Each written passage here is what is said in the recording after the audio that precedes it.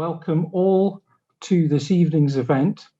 It is the second in a series hosted by Five Leaves Bookshop, celebrating new Irish writing. Now, that series benefits from support given by Arts Council England, to whom many thanks. And our event this evening benefits, as you can see, from being attended on by Elvira Roberts, skilled in British Sign Language. Hello and thank you, Elvira. I'm speaking to you from Nottingham, a UNESCO designated city of literature in the centre of England. And joining us from the heart of the island of Ireland is Kerri Dochartaigh, author of the acclaimed Thin Places. Kerri, welcome. It's just a joy to meet, to discuss your book, sadly not in person, but by a medium that has enabled us all to stay together apart. And that is a joy shared, the greater for being shared, joined as we are by people, I think, from all points of the compass, readers in the north of England, Holland, Scotland, and I think also Spain, to name but a few. Here then is the plan. We shall begin with the kindness that is Kerri reading us the opening pages from the prologue of Thin Places and close the evening with a much shorter passage from towards the end of the book. After the opening reading, Kerri and I will be in discussion for some 15 to 20 minutes. You will see, I hope, that there is a Q&A box at the bottom of your screen. Do please use it. It would be great to have your questions. And in the time we have together, and before Elvira's busy hands get too tired, I will hope to put some of them to Kerri. For now, though, let's begin at the beginning. And could I invite you, please, Kerri, to read from the opening pages of Thin Places. Gura mé mai agat. Thanks a million, Patrick and Elvira and Five Leaves for having me. And this is an absolute joy. It's a real pleasure to be here today. I'm just going to read from my book. When I first see her, she is as still as a found stone in an ancient and hidden place. She stands out, a quiet caller of the eye. Her markings blend in so delicately in this place, against the grasses and the thistle, the sand that marks the Atlantic Ocean from the land.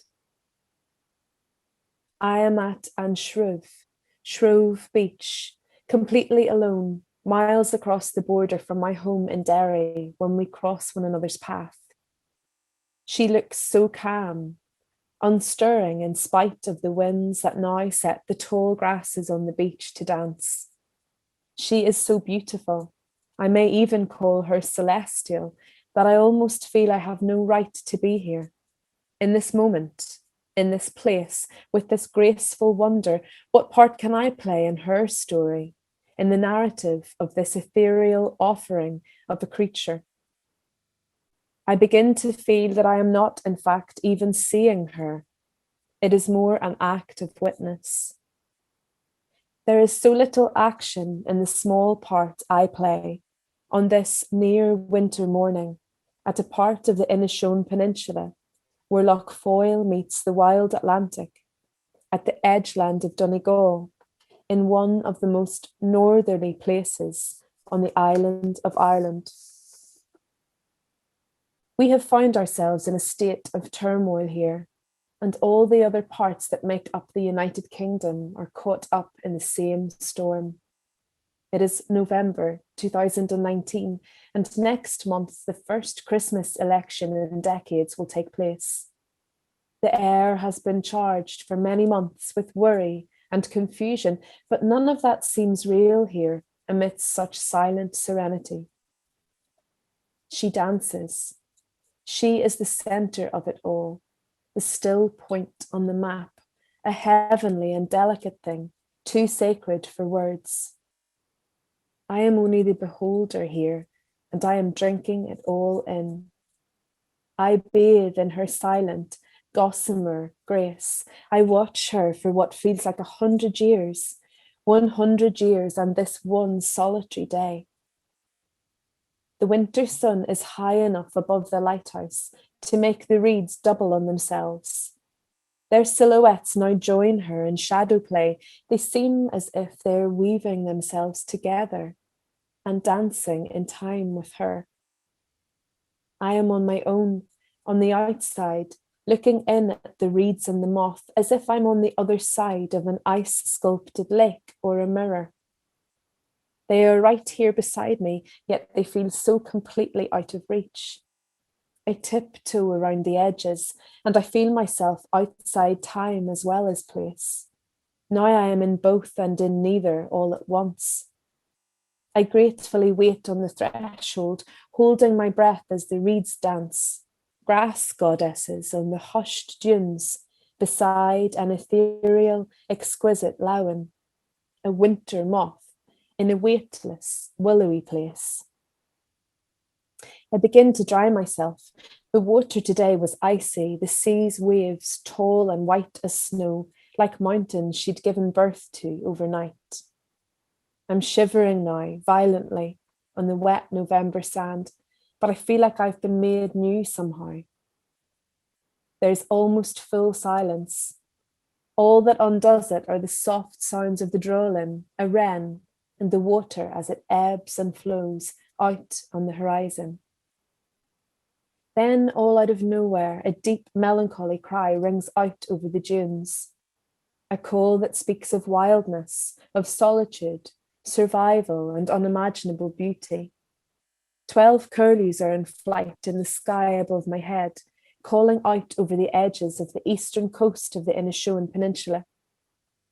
They are the same colour as the dunes, the grasses, and the other winged creature on the beach, that almost otherworldly moth. Their call is haunting, a siren song written long ago, and it drags me with it, out of myself and back in again, out and in, like a wing beat or ebbing breath. They have long held a place in our history as a marker of the past, of the cruel and melancholy passing of time with its irrevocable changes. The curlew's cry has shape-shifted into mournful lament, an elegy for all that is lost.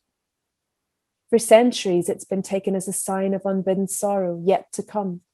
The cries of those whistlers is a sound steeped in foreboding. Those creatures of coast, marsh, and bog, carrying disaster and grief carefully in the fine curves of their bills. This beach on which I stand, shivering and silvered by the salt of the Atlantic Ocean, is a perfect place for them, open, empty, and desolate at first glance. This beach, Shrove, Struve, or Strove, depending on where you grew up, has a quality to it, a stillness, which lets me almost float away. It is as if the veil between worlds has become as thin as moth wing. The lines that are normally drawn for and by us seem as though they've been washed away on some days. I shiver again, pull my arms in around the curve of my body and wonder if it is the sea that has made ghosts of what we think we know here, in this wee nook at this most northerly tip, on this divided, broken island. This shipping lane has been used for hundreds of years by ships carrying Irish emigrants to land, far from where I stand. England, America, Australia, Canada. This rugged coastline has not only transported people, it has stolen them too.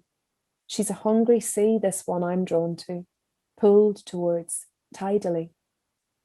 She has claimed hundreds of ships, taken innumerable lives. The body of water in front of me holds a story of deepest loss within her belly. Now, through the lifting mist, Ballycastle in the north of Ireland comes into view, only just. One moment the coastline is there, and then it isn't. It's a fleeting and flighty thing today, the outline of that other place across the sea and border from me. There are times at which, under certain conditions, Scotland can be seen from where I'm standing, as clearly as if it were right there in front of you, as if you could hold it tenderly inside your salty, shaky hands. Today's not one of those days. The only land I can see from here is still in Ireland, across an invisible border. Parts of both its sides are held in place by the ancient, changeable, and wild Atlantic in front of me. This border, unseen, hand-drawn by man, and for him alone too, has been the thread that has run through my life. A ghost vein on the map of my insides. It's a line that is political, physical, economical, geographical, yet it is a line I have never once set eyes upon. This invisible line, a border that skims the water I've just emerged from, as though it were a dragonfly, has been the cause of such sorrow and suffering, such trauma and loss, that I ran from its curves the very first chance I got. I was half the age I am now when I left my hometown. The year I moved back, the UK voted to leave the EU. Despite the words about unity, solidarity, and strength and togetherness, lots of people decided they wanted to choose a different path. Derry, my border town in the northwest of Ireland, known for being the place the Troubles began, voted to remain. There's a very particular type of wisdom that is born out of witnessing unimaginable cruelty, out of the experience of dark, harrowing sorrow. I remember standing on this same beach just after that vote and weeping, memories surging through my insides like hidden tributaries. No more, no more, no more. We have all had enough already, enough for many lifetimes. That border has become a thread in the lives of so many more people between that day and this one, 3.5 years later. The fog has lifted a little to the right of me. Its silky grey veil is still laid too low to allow the outline of Scotland to come into view. Now, just below the lighthouse, the Crotoc, the curlews, grace the middle part of the sky again. They're heading round the curve of the bay, towards Greencastle, maybe even onwards yet. Maybe they're flying away from here, where Lough Foyle floods into the Atlantic Ocean, to follow the flow of the river across the border and into the north. Or maybe they'll turn the other way, chart a path over fossil-traced bogland, above gorse and Canaan, bog cotton, where butterflies and moths have left fragments of their tissue wings. Maybe today they will choose to fly above estuary and stream, over the mountains of the Donegal Gaeltacht, their cries blending together with words in the native tongue of those they fly above in the south. They nest all over this land, those of them that are left, on both sides of the border. Kerri, thank you. Thank you. There's such a distinctive voice in your writing. Now to hear it read in your voice is a double pleasure. Thank you. And can I begin just saying many congratulations on your long listing for the Wainwright Prize for Nature Writing. We've just heard why that is so thank you. Thank you. The word border tolls like a bell through those pages that you've just read and we've heard. Yeah. And you speak of how the border between the Republic of Ireland and Northern Ireland is the thread that runs through your life, of how it's a ghost vein on the map of your insides. And if the book could be said to have a sentinel spirit, at least one from the human world, it might be your grandfather. And you explain to the reader that he was born in the same week as that Irish border, and that he was one of the Shanachie, the master storytellers. So I wonder if you could speak about him and how and why he was dear to you, and tell us of some of the lore, L-O-R-E, both around the Shanachie and conjured up by them. Absolutely. So my grandfather is probably the most important person, I would say, in my life until now, until my, so far. And he passed away a number of years ago. And he was an incredible man for a number of reasons. He's quite a quiet man, actually, Patrick. He didn't really speak an awful lot. My granny spoke quite a lot. And I think sometimes it happens, doesn't it, that people, there's one talker. But my grandfather, when he did talk, it was very important. It was the words were quite weighted.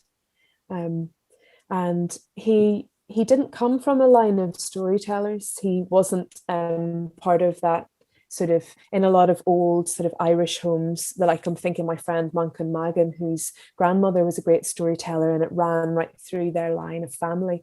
It didn't work like that in my family, from what I'm aware of. My grandfather was probably where that started, and he would quite. Shanachie they're that old, very traditional kind of figure. They're more than a person, almost, in Irish mindset. And there'd always be someone that you speak to anybody and they'd say, oh, I remember such and such when I used to go and visit such and such's house, and we'd all be sitting around the fire, and they would tell this story, they would sing a bit, and then they would tell us about the olden days or whatever. And my grandfather, I suppose, it didn't really work in that way. It would be very much one-on-one. He didn't sort of have an audience that came and listened to him. It would be very much you and him together. Always, it seemed to be, his stories would always be given to me when we were outdoors. He used to keep birds, and we would gather dandelion heads for them. And I remember most of the best stories that I've been told about his life or about members of his family's life would have come then. So I suppose similar in the way of the Shanachie, where it would have been a passed on oral tradition, oral tales, but very different. So it was a funny kind of relationship that he and I had together. He wasn't a very lovey-dovey person, if that makes sense. So you knew that he loved you because of his one-on-one time with you, which would often be about talking about places and experiences. And because he loved place and he loved nature so much, it always felt like a gift anytime that he passed something on to you, in that way. Yes, well, I love the way you put it, stories given to you. Yeah. And you say in the book of your grandfather that the tales that were most affecting to you, that shaped your life, were the ones he told about place. Yeah. And to hear, therefore, that they were told outdoors makes perfect sense. Yeah, completely. And if the book is principally concerned with one place, at least one that's found on a map, it's Derry, Londonderry, and at stages in the book you use all three names. And I wonder if you could tell us, please, about that place, the oak grove of its name, the River Foyle, and of the challenges posed by men making a border there. Yeah, absolutely. So it's very interesting when you've come from anywhere that has been through a lot of trauma, because what can often happen is, anybody will know who's come from somewhere where they've experienced something dark, it can be sometimes be the case that you will run away from that place.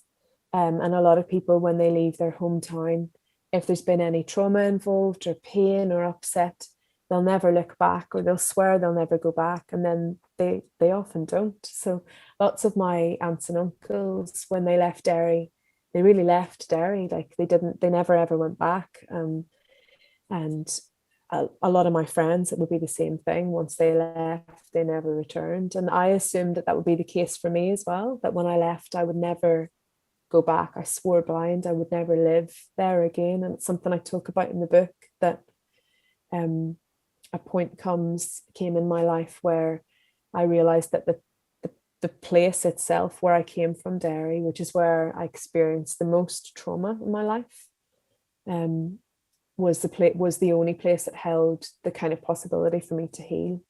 So Derry is the place that's kind of viewed as being where the troubles began, and it's a city that's been divided more or less completely by a meandering river, the beautiful River Foyle that flows through. And on one side of the bank and on the other, you'd have Catholics living in one area until recently and Protestants in the other. And it was quite divided in that way. There were some exceptions, but I talk in the book about how that one of the only places where people during the early part of my life would have mixed, Catholics and Protestants, would have been in hospital. We had one hospital where everybody came in and out of.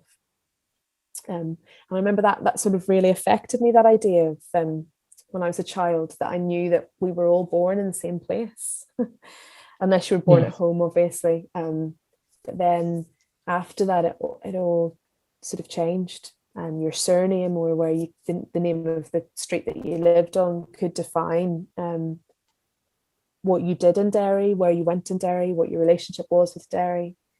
And I suppose through coming away, living away for a long time, and then moving back and making peace with the city, I've grown to love it in a way that I never thought I could. You know, there's a depth of admiration and respect for the city and for the people who come from the city and the people who live there now that couldn't have been there if I hadn't made peace with the place.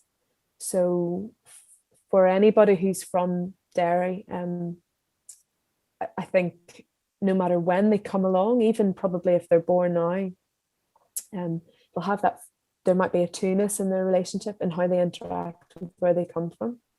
There's a really incredible book by a really amazing writer from my hometown. He's a wee bit, just a few years older than me. He's called Darren Anderson, and he's written a book called Inventory, which is, it's actually just had an incredible shortlisting as well. I can't remember the name of the prize, baby brain, but that just got announced in the last few days. If you go on his Instagram, you'll be able to see. But Inventory looks a bit like Thin Places does at a city through the eyes of someone who grew up there, moved away, and who has a different relationship with the place after moving away. I think we're beginning to see a lot of these memoirs, not just from Derry, but from lots of places where there's difficulty, where people have experienced trauma. Because ultimately that's one way of making peace with a place, is to sort of to unearth, to go deep and to make peace that way, which is what I tried to do in the book and hope that I did respectfully. Oh, certainly. That answers your question. It does. No, it does. And you explain in the book that a particular and complicating feature for you as a family was that your mother's Catholic, father Protestant. Yeah. And that led to a sense, against a background of sectarianism and violence, of not feeling quite here nor there, and that at age 11 you were firebombed, in effect, out of your home on the Protestant waterside and crossed the river to Earhart Park, and that lasts only so long as well. And although I've said it's about place in one sense, it's also about displacement, isn't it? Yeah, it is. And I wonder whether there was a stage at which you felt a sort of homesickness, or did it feel differently than that? Yeah, that's a really interesting question. And I suppose there's a word in Welsh which I think is pronounced hirarth, Hirareth, I think. I think if I've understood it properly, it's almost like a sense of homesickness or longing for somewhere that you're not from. And very oddly, when I would be away from Derry, I would have a sense of, it wasn't homesickness, it was almost like a longing for a place or an experience of place that didn't exist. So like wanting to change what my relationship was like, wanting to be able to miss it, wanting to be able to be there. But when I was there, feeling just as displaced as when I wasn't there. If that makes sense, just that sense of not, when you don't feel like you've you fully belong in one place, but you also don't belong away from there either, because you're still in this in between. I sometimes hate the word liminal, but I think it works in this instance, where you're in an in-between space of identity. And so I suppose the book is about displacement. It's about displacement from the places that I lived in, or was the place I was from. But I suppose displacement can also happen within the self. That's something that I kind of explore a bit in the book, is that I felt very out of place within my own self, within the body that is our first home. And interestingly, that's something that I think you've mentioned to me before, but a lot of Irish female writers are exploring this idea at the moment of feeling out of their own self, or not feeling safe in their own identity because of external factors out with their control, which is, I suppose, how I felt for much of my life. Kind of kept away from my own self, I suppose, because when one doesn't feel fully grounded or earthed, you are lingering in the in-between. And that's potentially the worst displacement that I felt, I guess, displaced from my own self because of feeling displaced from place. Thank you. More than once, Kerri, you've mentioned trauma, and indeed the word is used in that prologue that you read to us. Yeah. And it puts me in mind of, I think it was Isaac Dinesen, so Karen Blixen, who said that all sorrows can be born if you put them into a story or tell a story about them. Wow, that's incredible. And I wondered whether in the writing of your book, it was you trying to bear those sorrows, or whether it's a quote that you would agree with. How would you put it? I would totally agree with that. That's a really beautiful quote, and I haven't heard it before. I must write it down somewhere. But I think it's something that I've always carried within me, is just that sense of that it's not even so much about bearing a sorrow, but it's about maybe it is just about bearing, that like it can be born if you write it, and but it's also about making something of sorrow. So for me, the part of the writing of the book, why I wanted to write the book, was because I felt that if I could give something to anybody else that was born out of the experiences I'd had of sorrow and trauma, and if it could ease their sorrow or trauma in some way, if it could help them to find a way through, if it could bring light to them in some way, that would have made what I'd lived through not worthwhile. I don't want to try and martyrdom it or something, but would have made it more bearable for me in a way. And repeatedly, when I do receive emails or letters or gifts and things in the post from people who have read the book or have heard it, and have told me that they've lived through similar, and it has made them feel seen, or it's made their experience sort of easier to cope with, that changes how I interact with the sorrow, if that makes sense, in a way that it doesn't remove my sorrow, but it lets me see that it's taken its place in a long line, because I talk in the book about intergenerational trauma and how that we are carrying the sorrow and trauma of the generations that came before us. It lingers, I think. And again, that's something that a lot of memoirists look at, particularly people who come from the north of Ireland. They look at how their lived experiences are directly fed into by what's gone before. And so in that way, if you view sorrow in that way, that it can linger, then it can also leave, or it can reduce. And I think through writing or sharing of a story, it doesn't make it easier, because it was very hard to write this book. And for most memoir writers, you know, they'll tell you after it's incredibly difficult. And even talking about it, or even knowing that someone has read the book, can still be exceptionally difficult. I mean, it's a really hard and embarrassing and sort of unsettling thing that you probably you might just never get used to. But it felt important for me to take my place, to stand on the shoulders of the people that had done that work before me, and to allow other people to share their grief and sorrow and trauma in whatever way they wanted. And so I feel really grateful to all the writers that came before me that have done similar work. And I feel really heartened that there will be people that come after. And I hope, you know, without sounding in any way arrogant, I just feel like if my book could take its place in that line, I'd be really grateful.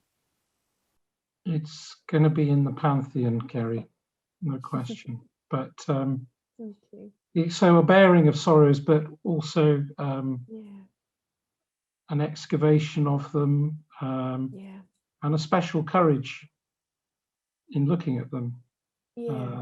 I certainly felt that in reading it, and the book passed from some very minor keys in a musical sense to more hopeful notes in part two.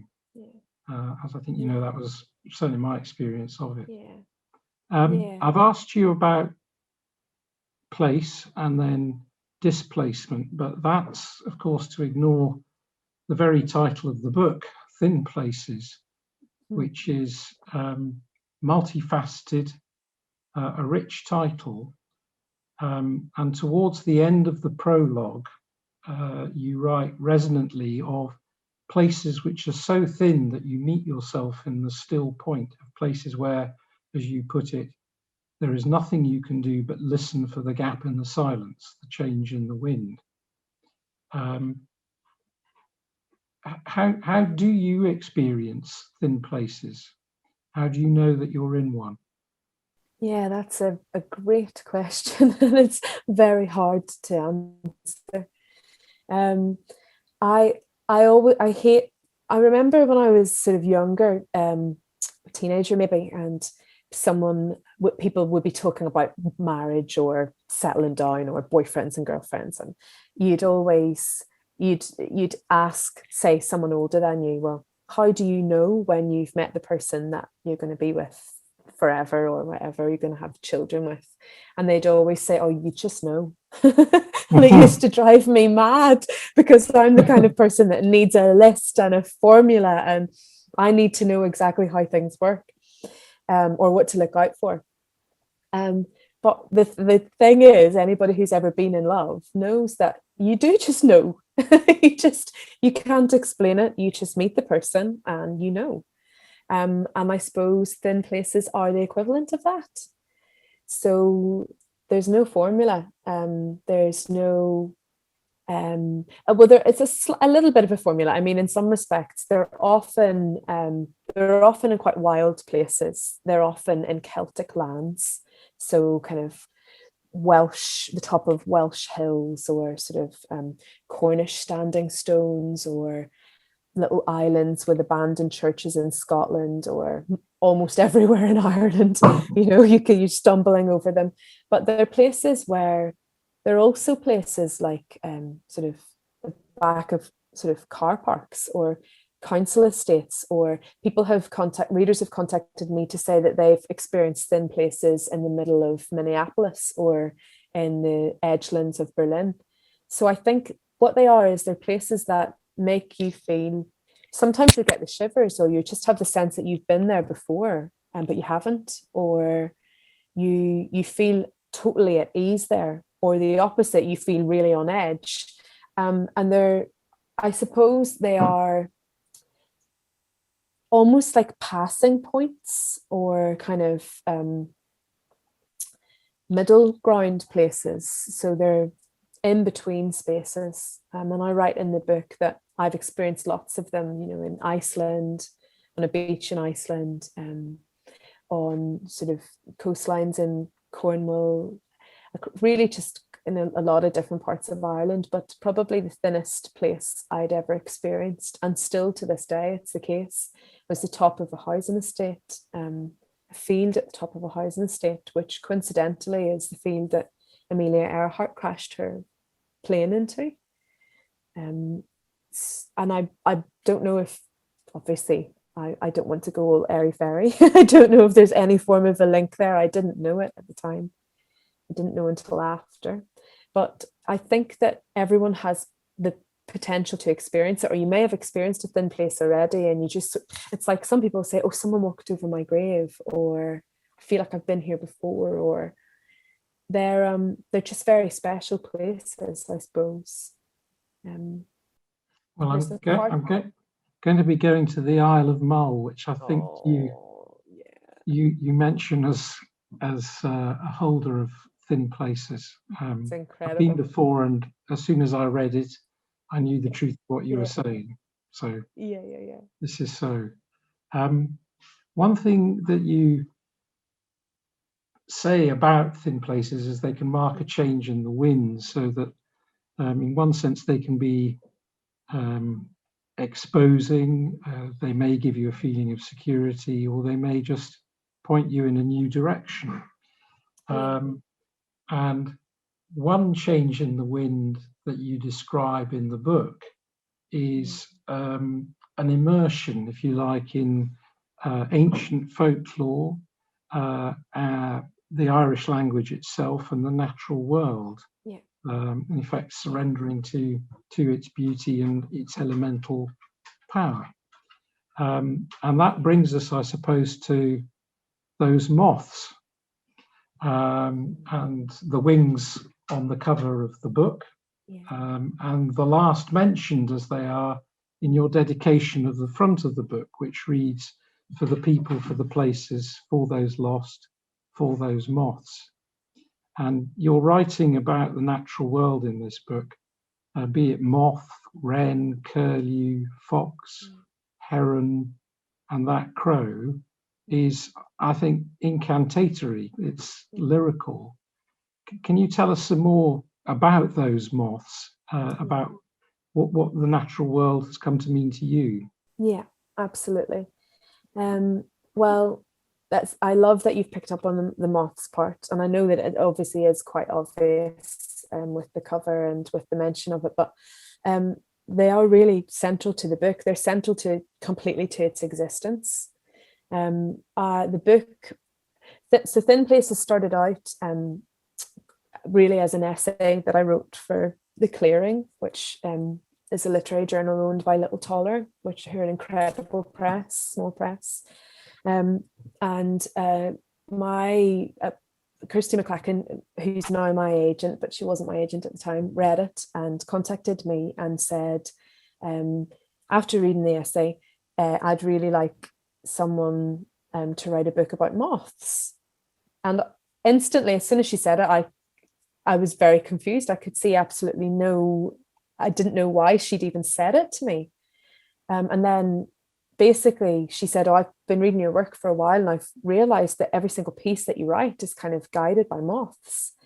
And I really didn't believe her. I went and read back over everything I'd read, because I hadn't realized they were such a messenger in my work. I hadn't realized that they were such a messenger in my life really until then. But then when I thought about it, I sat with it for a few days, and I realized that at every point, more or less, in my life, the whole natural world has always been really important, but at every really important point in my life, there have been moths. Moths have come to me really in quite great abundance. Everywhere, like everywhere I go, they seem to find me. Some friends have said, "Gosh, they really find you."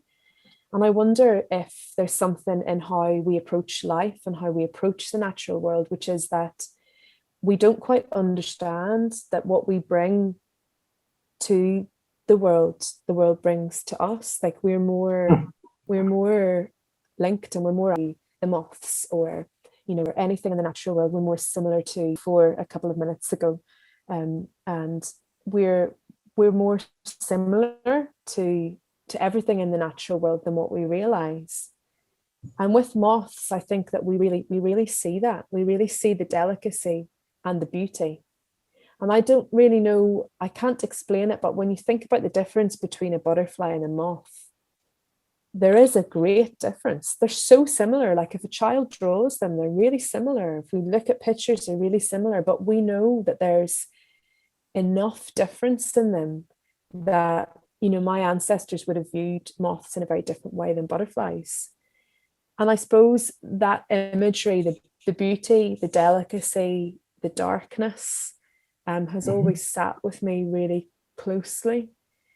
And I suppose when I think about grief, when I think about sorrow, when I think about what people have to live through, I do think about how hard that is and how harrowing it is.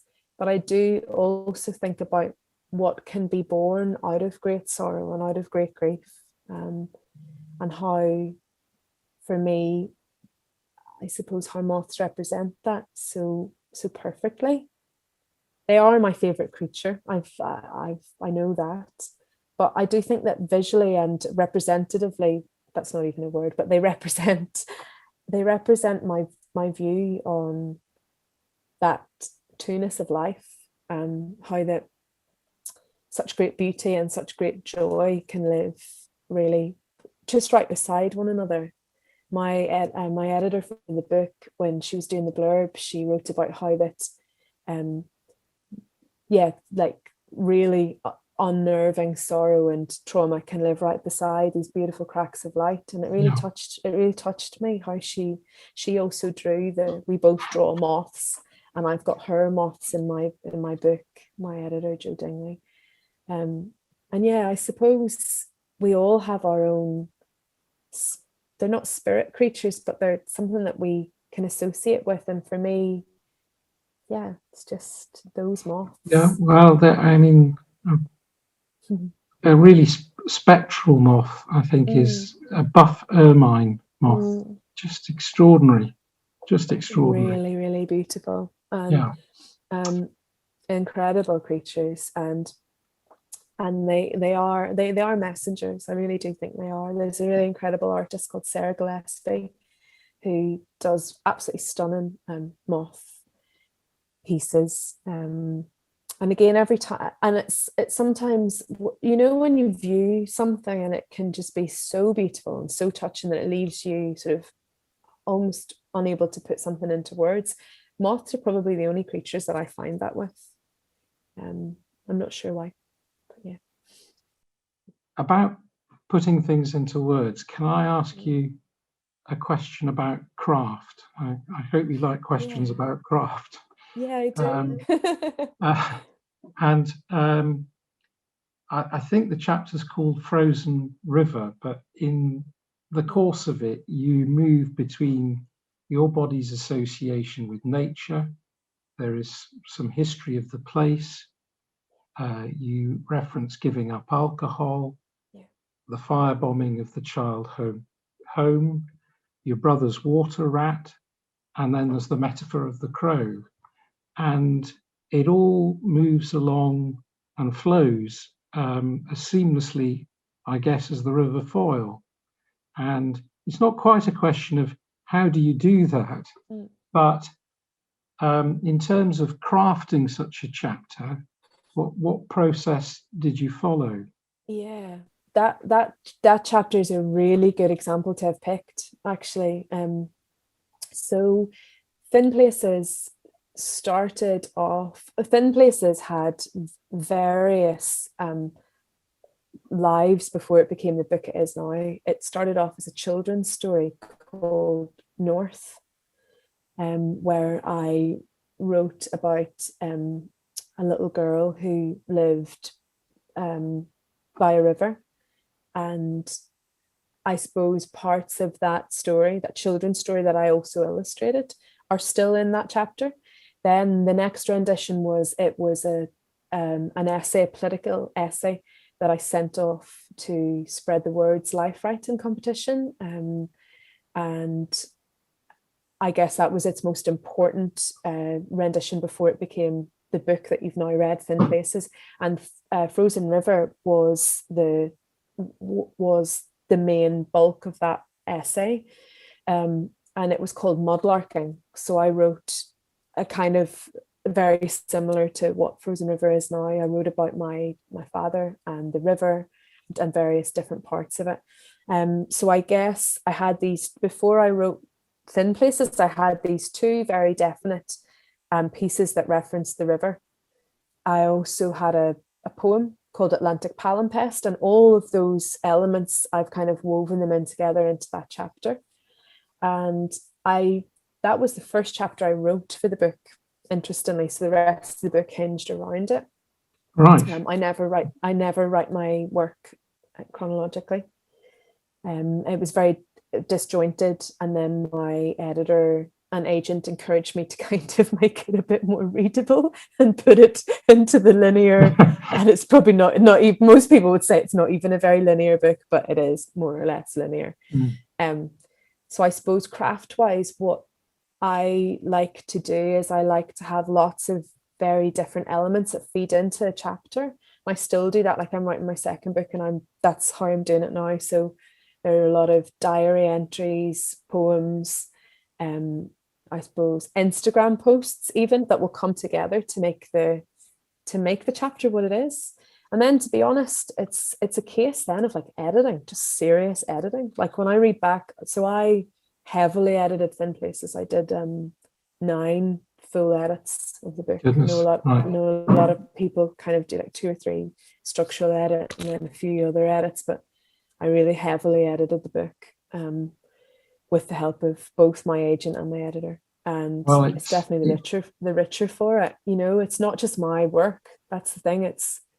A book is never really, unless you are amazing.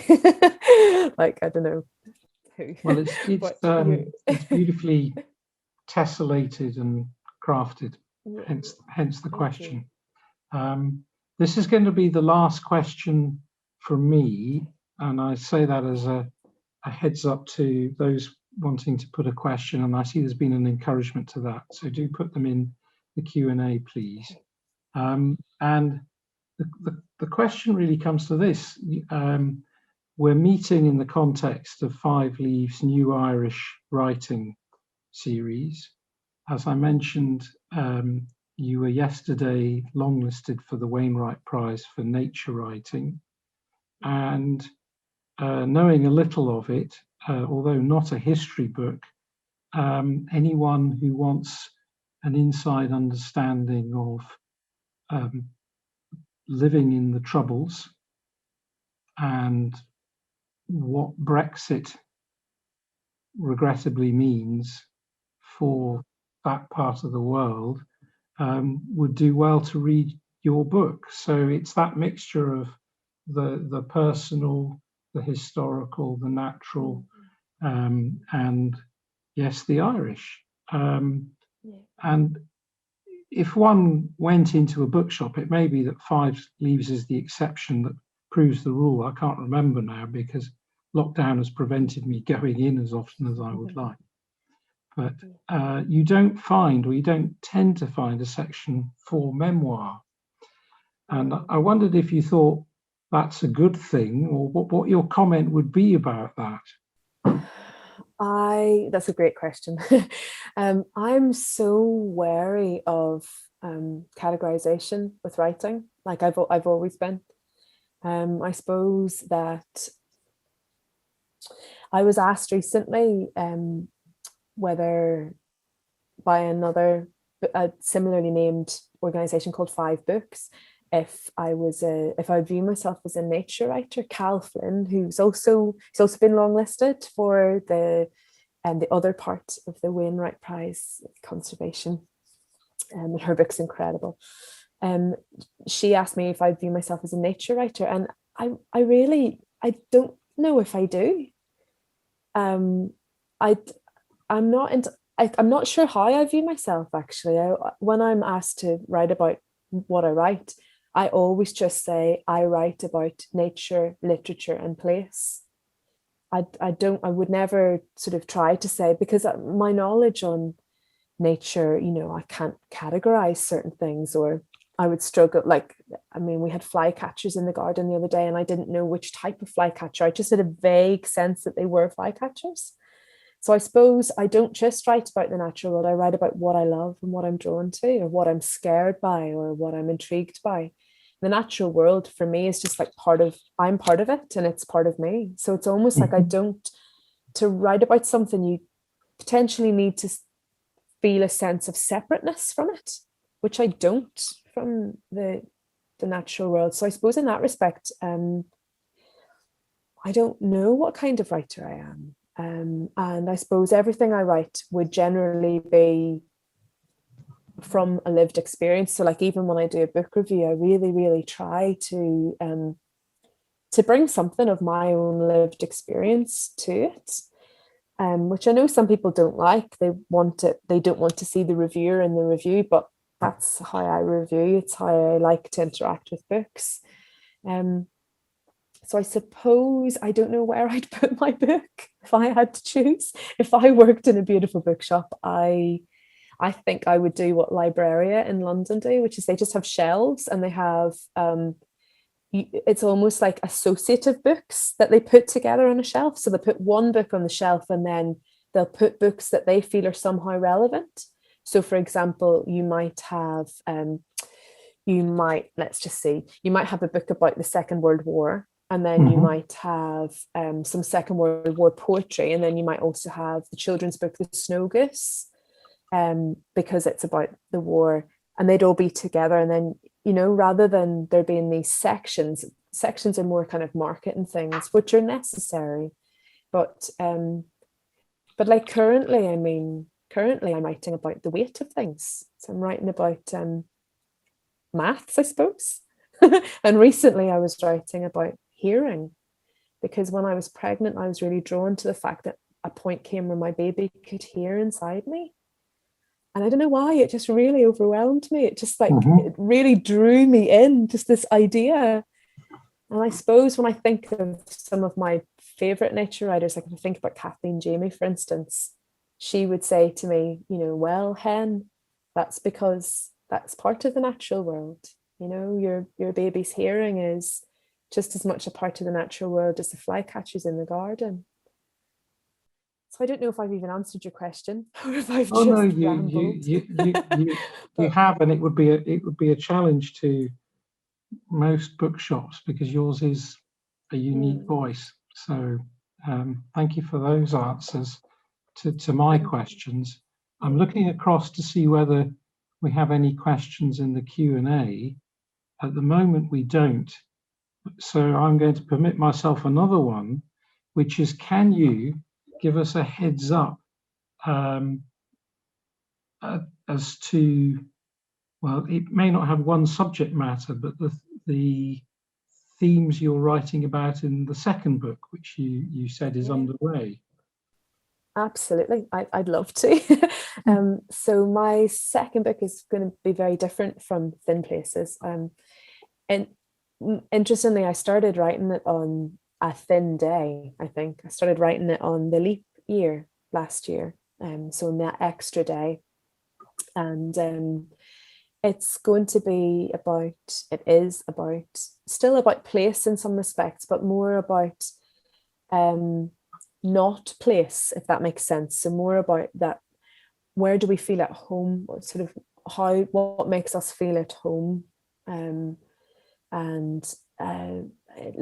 It's going to kind of explore things like the garden, and feeling earthed. And I guess it's just really the follow-up. It begins on the day that Thin Places ends, and I hadn't realized that until my editor said, when we were just kind of talking about what would come next, I sort of had really, gradually been talking about it, and they said, oh, so it's just literally the follow-up.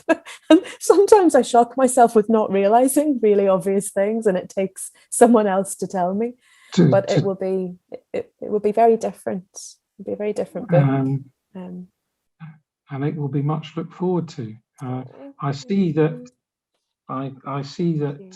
great bookshop that it is Five Leaves Unpacked inventory today, so it will be available there soon. It's a cracking book. He's a cracking writer. I'd have nothing but sort of admiration for anybody who writes about their lived experience, but what Darren Anderson does is just really very, very moving. I just want to say as well that I really appreciate Five Leaves having me as well too. This is such a gorgeous opportunity. It's just so important to welcome people back into bookshops, isn't it? And indie bookshops are what keeps writers going, keeps readers going, and thank you. Well, Kerri, thank you for the generosity of your answers and your time. And it's also been a special delight to see Elvira letting those moths take flight. I like the BSL for moths. In fact, I might just say moths. Yes. I wore one this evening for you all. I don't know if you can see. I wore a little moth. No, I haven't. Now, I see there's maybe one question that's come through from Amy Jane. Hi, Amy Jane. And I'm going to stumble through it, but we'll get there. I have potent but isolated childhood memories of the north of Ireland in the late 70s. I remember eating peas from the pod, bluebells and wet sand, hexagonal basalt and high fences and young men with guns, memories that fit together like those books in Libraria. Those things are associated, possibly only in my head. Do you plan ahead in your writing or follow threads as they occur instinctively? That's a really gorgeous and insightful sharing, which I'm not shocked by because I follow her on Twitter. She's so lovely. So those, to unpack that question a little bit. So I think that that's how memory works. Memory works with these very deeply rooted associative pathways that are sometimes real and sometimes aren't. Like sometimes I look back on things I remember and I think, gosh, that couldn't be how it was, but maybe it's layered. So one of the parts reminds me of a different bit and then they fit together like that's like a dance, a delicate dance. But when I'm writing, do I plan ahead? I mean, I do when I have to. So if I'm on a commission and I have to say to get the go ahead about what to write about, I will have to obviously sort of more or less think about what comes together. But even at that, very often something else will come along and I'll realize it's the missing part, and then I have to unweave and then weave it all back in together again. So I suppose I do try to live in the flow as much as possible when I write, and I definitely have with this next book. It's been a much more free-flowing experience than what Thin Places was, probably because Thin Places, as you said, Patrick, did have a lot of history and a lot of kind of factual reality to it, whereas with the next book it's going to be sort of a much more experiential thing, almost like a diary, which doesn't need as much planning. I think that's a really good question for any writer, like how much in advance do you plan, or how does craft work? Like how much room do you leave for the unknown in a book? I didn't, when I began writing Thin Places, I don't think I realized it was going to be as steeped in the natural world as what it was. But I suppose that's what I love. It's what I'm drawn to. So in that respect, yes, I try to plan, but I generally just flow with it. Our time has almost run, and it has flown by. Thank you. Yeah. Thank you, Patrick. Renewed thanks to Elvira as well. Thank you, Elvira. Could I just let everyone know that the next event in the Five Leaves New Irish Writing Series is Belfast Stories, with Rosemary Jenkinson and Michael Nolan. It's on Wednesday, the 21st of July, again at 7 p.m. And can I then just invite Kerri, please, to close our evening together with that second reading. And Kerri, thank you. Thank you very much. Thank you to everybody for having me and for your kindness. It wasn't about running away from the problems in the north, my desire to be at this cottage, nor was it about attempting to forget the ghosts of my past in the town where I was born. It wasn't worry or fear or hurt, that ache I experienced when I was away from Corrally. Even before this house had a ceiling, a kitchen, or any form of heating, it felt like the safest place I'd ever known. Neither of us really remembers the moment we decided we would leave Derry and move to this place, or which of us it was who first shared how tied we felt to it. This place that somehow, in some way, makes me feel like putting down roots. The past is a place not dissimilar to many others on this island. The veil between that distant place and this present one can be as thin as ice on a lake. The veil may be thin, but it is still there nonetheless. The past is exactly that, and we can never bring it back up from under any surface it dwells beneath. We live in these days that we have, these days that we still have left. And we live these days with those things we still have left too. No matter what we try to do, any actions that we take, any way in which we choose to speak of things, the past remains in another place, that other world in which its roots are firmly planted. After winter, the spring will come, and a whole different world will be there outside this window, a view I have yet to see. I know the horses will be gone, and with them the 7 Connemara ponies that have woken me through these long, howling nights of December. They will leave, and in their place there will be other things, other creatures. Maybe they will be some that I have never seen before. Thank you. Thank you, Kerri. Thank you so much to everyone.